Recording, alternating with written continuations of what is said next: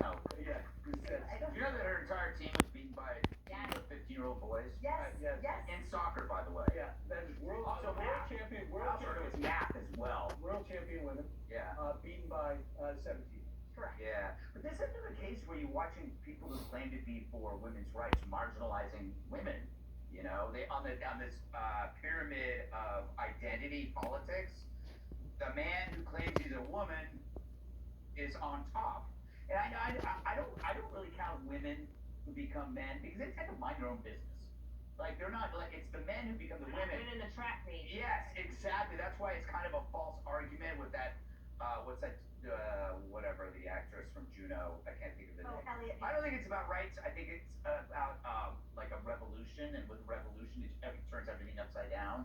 Doesn't really matter what happens, and it just keeps doing it again. But I think to Emily's point, we kind of wised up on this script.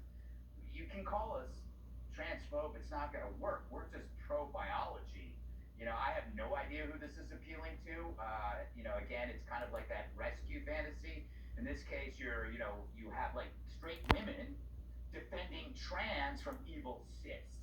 CIS, Damon, not SIS. But these people, they're like jock itch, the sports analogy. I don't know where it came from, but it irritates. So irritating. It's irritating energy. Yeah. Even like Rapinoe, like I don't like. I see her like once a year. She's like an extra in the Peach Pit in Beverly Hills 90210, and you go, oh, why is she there? I don't know who that is. It's how she stays relevant. Yeah. That's the only way for her to stay relevant is to continue to do this.